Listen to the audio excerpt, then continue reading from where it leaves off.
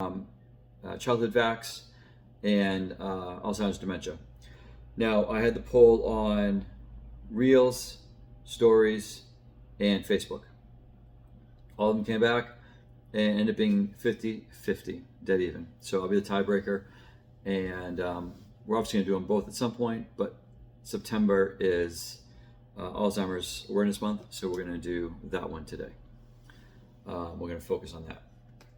A couple of these, so there's three primary reasons. Well, I'm assuming you all know what Alzheimer's and dementia is. Basically, the slow and then rapid decline of cognitive function. Three primary reasons. There's inflammation of the brain. And I got a fly buzzing around me. Inflammation of the brain, parasitic infection, and cholesterol. Inflammation of the brain is being hit in the brain too much, say concussions, just falling hitting your head in time will cause swelling to the brain, which in time will cause cognitive decline.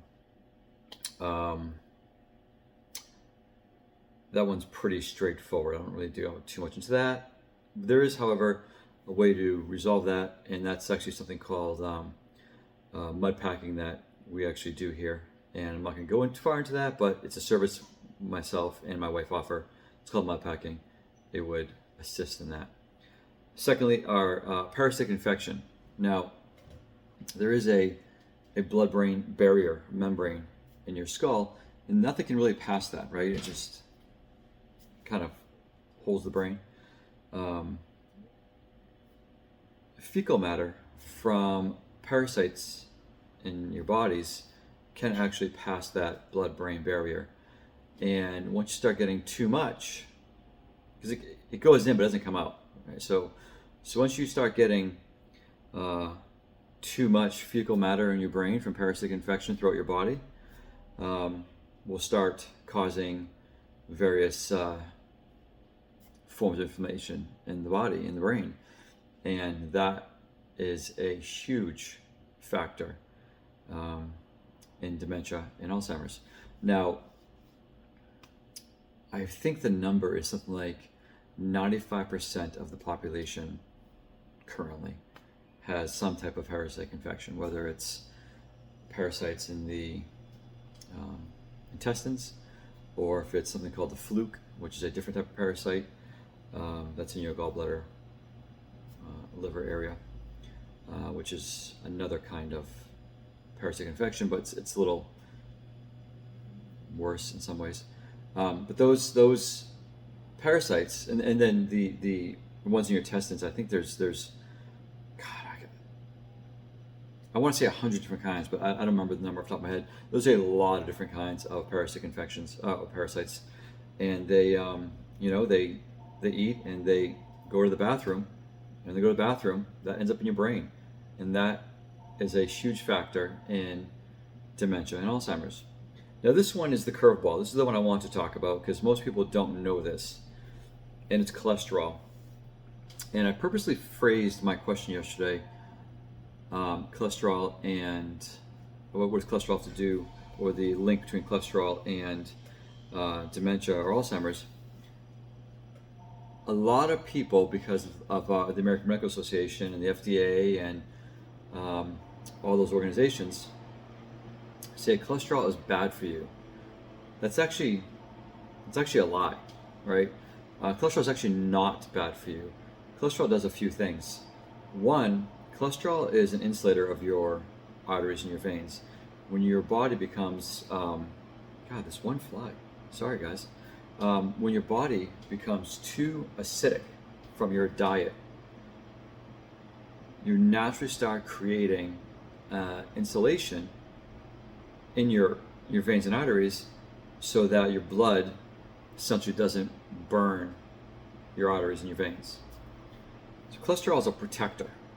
So when you take cholesterol lowering medications or pharmaceuticals, it actually is damaging to your arteries, your veins, and to your heart, and it's actually part of heart disease. If you are high in cholesterol, it's because your body is in a self-defense mode because you're too acidic. which we'll go into that in another conversation, a leading cause of what happens when you're too acidic, what that causes in your body separate from this conversation. We'll go into that another time. But cholesterol also, your brain needs cholesterol. Your brain is something like 25 or 35% cholesterol. It is a high percentage of your brain is cholesterol. So what happens is when you take all of these cholesterol lowering pharmaceuticals, you're actually depleting the brain of the cholesterol that is needed to function. Cholesterol is basically it's a fat, right? Your brain is primarily fat. So when you start taking fat away from your brain, wow, this one fly is loving me. I'm so sorry. When you're taking fat away from your brain, you are inhibiting its function, which in turn causes dementia and Alzheimer's. And I actually wrote down a slew of other things. Depleted cholesterol in the brain actually will cause depression, anxiety, memory loss, aggression, violence. It's part of the autistic spectrum, and lowered motor skills. So a lower cholesterol is not awesome. It's not this great thing that the American Medical Association, the FDA, or the average medical doctor will tell you it is. It's actually very bad for you. There's a woman, her name's Barbara O'Neill, maybe you know her, maybe you don't know her. She actually recommends that the average person have a cholesterol level of just over 200. I think your average doctor will say 135, around the 135 range. For proper cognitive function, she actually recommends 2 to 235, which to the average person sounds insane. But that's because that's just what we've been told and taught by our medical industry, which unfortunately right now, separate side note, the American medical industry is not in our favor. It doesn't help the pharmaceutical company or the doctors if we're healthy, right? If we're healthy and we're strong, we don't need pharmaceuticals. They have no money. It doesn't help them for us to be healthy. Just think about that when you're going to your doctors. Ask questions. I keep saying it to people, clients that are here or on here, ask questions. Ask why. Ask how. Ask the side effects. Ask questions. Don't just assume that when you're given something, it's for your benefit. It could be for their benefit. It could be for pharmaceutical companies' benefit. Ask questions. Back, and I think it was maybe 50 years ago, maybe 60 years ago, back in the 60s, early 70s, late 50s, early 60s, there was the push for lowering cholesterol, and margarine was the new guy on the scene. So I guess in the 60s and 70s, right? Margarine came on the scene. And what happened was, since margarine and seed oils actually, we talked about seed oils the other day, became on the scene as the cholesterol fighter, as the anti-heart disease fighter. What happens is, you take these low cholesterol products.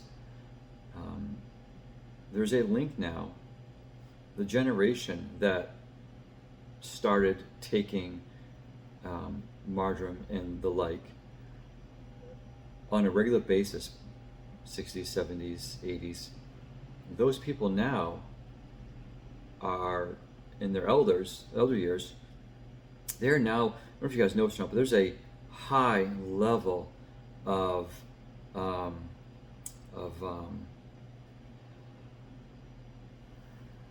all kinds of brain functions right now. I'll just stick to the Alzheimer's and dementia. I was going to go into the whole lot, but we'll just stick to Alzheimer's and dementia. High level of them. Actually, yesterday or Wednesday, I was closed. I was closed because I went to a funeral. Of my aunt, who has had a progressive form of dementia, of Alzheimer's, for the last 30 years, and it's essentially what she lost life to. But it runs rampant in our elders now, dementia is huge right now. And it's unfortunate because it doesn't have to be. It is man-made, essentially, because of diet. And right now, if we start working on flipping that around, start having a real American diet, remove American, start having a real diet. Start having, get off the seed oils, get off the cholesterol blocking drugs, get off the margarine, eat butter, eat ghee, eat tallow, eat things that are real fat. You'll actually notice if you start removing this from your diet and starting adding this to your diet, you're going to notice a change in your parents, in your grandparents, in yourselves.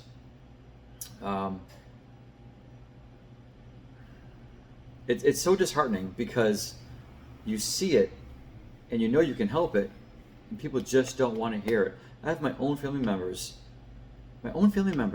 that are fighting this, and I'm talking to them, hey, I can fix this for you, but they're so stuck on their bottle prescription that they won't listen to anything else. And it's really unfortunate to see people suffer when you know you can help them. It's a fight, it's a battle. Eventually, enough people are going to know about it, and it's going to turn it around. There is a very, very strong and easy link between low cholesterol medications, Alzheimer's, dementia. You can follow it, do your own research, obviously, but it's there.